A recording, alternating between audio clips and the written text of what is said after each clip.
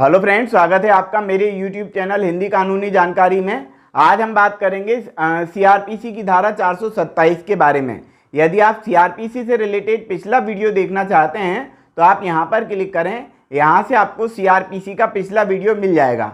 हम बात करते हैं सीआरपीसी की धारा 427 के बारे में। ये कहती है कि ऐसे अपराधी का दंडादेश जो अन्य अपराध के लिए पहले से ही दंडादेश है, यानी कि आदमी पहले से ही कोई सजा भोग रहा है। मान लेते हैं कि कोई व्यक्ति 2 साल की सजा पहले से ही भोग रहा है किसी अपराध में।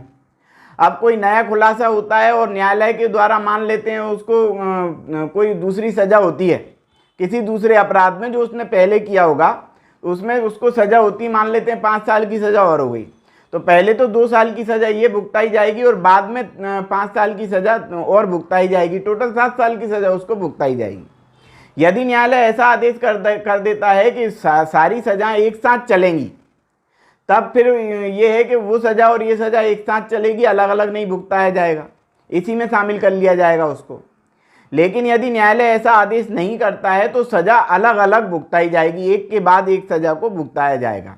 यही वाली बात यहाँ पर लिखी गई है कि पॉइंट नंबर 1 कहता है कि जब कारावास का दंडादेश पहले से ही भोगने वाले व्यक्ति को पश्चातवर्ती दोष सिद्धि पर कारावास या आजीवन कारावास का दंडादेश दिया जाता है, तब जब तक न्यायालय यह निर्देश ना दे कि पश्चातवर्ती दंडादेश ऐसे पूर्व दंडादेश के साथ साथ भुगताया जाएगा, ऐसा कारावास या आजीवन कारावास उस कारावास की समाप्ति पर जिसके लिए वह पहले से दंडादेश हुआ था प्रारंभ होगा।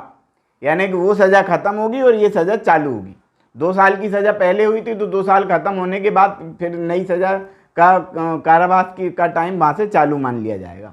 तो कहने का मतलब यही है, परंतु जहां उस व्यक्ति को जिसे प्रतिभूति देने पर में व्यतिक्रम करने पर धारा 122 के अधीन आदेश द्वारा कारावास का दंडादेश दिया गया था, मान लेते हैं कि पहले से उसको कोई सजा नहीं थी लेकिन जेल के अंदर वो व्यक्ति फिर भी था। जेल के अंदर क्यों था?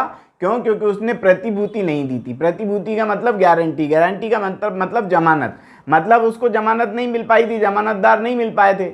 तब ऐसे समय में न्यायालय ने उसको जेल भेज दिया था और जेल में ही है वो, है ना। तो इसका मतलब ये है कि वो पहले से कोई सजा तो नहीं काट रहा है। तो जेल में क्यों है? जेल में इसलिए क्योंकि जमानत नहीं मिल पाई, और जमानत नहीं मिल पाई इसलिए जेल में है। तो इसका मतलब ये थोड़ी है कि आप उसको जो सजा दी जाएगी वो सजा जमानत की अवधि खत्म। जमानत की तो कोई अवधि नहीं है भैया, कब तक? जब तक जमानत कोई ना दे दे तब तक तो जेल में ही रहना उसको। इसलिए ऐसी कोई अवधि नहीं होने के कारण यहाँ पर ये लिख दिया गया कि वो जो आदेश दिया जाएगा न्यायालय के द्वारा, कारावास का जो दंडादेश दिया जाएगा वो तुरंत प्रभावी हो जाएगा। ये यहाँ पर लिखा गया है कि परंतु जब उस व्यक्ति को जिसे प्रतिभूति देने में व्यतिक्रम करने पर धारा 122 के अधीन आदेश द्वारा कारावास का दंडादेश दिया गया है, ऐसा दंडादेश भोगने के दौरान ऐसे आदेश के दिए जाने के पूर्व किए गए अपराध के लिए कारावास का दंडादेश दिया जाता है, वहां पश्चात कथित दंडादेश तुरंत प्रभावी हो जाएगा। ये वाली बात भी यहां पर लिख दी गई।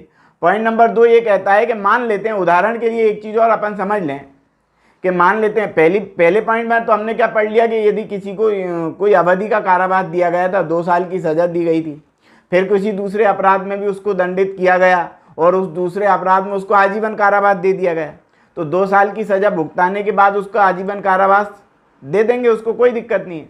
लेकिन पॉइंट नंबर 3 ये कहता है कि कोई व्यक्ति पहले से ही आजीवन कारावास भुगत रहा है और बाद में उसको कोई अवधि का कारावास दिया गया, मान लो तो 2 साल, 3 साल, 5 साल, 7 साल का कोई कारावास और दिया गया, तब क्या करेंगे? पहले ही आजीवन कारावास भुगत रहा है वो, तो तब ऐसे समय में न्यायालय या मतलब ये धारा ये कहती है कि वो जो कारावास है वो सब साथ साथ फिर चलेंगे, क्योंकि पहले से ही तो आजीवन कारावास भुगत रहा है।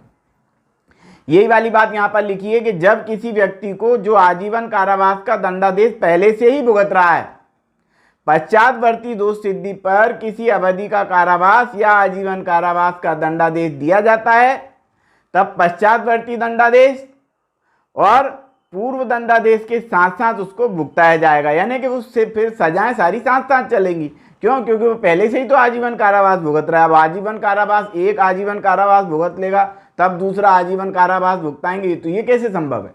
इसलिए सारी सजाएं साथ साथ चलेंगी। तो आज की वीडियो में हमने अध्ययन किया सीआरपीसी की धारा 427 के बारे में। यदि आप सीआरपीसी से रिलेटेड अगला वीडियो देखना चाहते हैं तो आप यहाँ पर क्लिक करें। यहाँ से आपको सीआरपीसी का अगला वीडियो ही मिलेगा। सीआरपीसी, आईपीसी और भारतीय संविधान से रिलेटेड संपूर्ण वीडियो यहीं से आपको मिल जाएंगे। तो आज की वीडियो में इतना ही।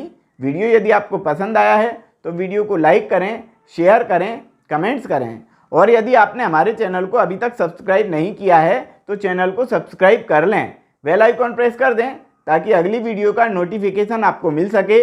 ये वीडियो देखने के लिए बहुत बहुत धन्यवाद।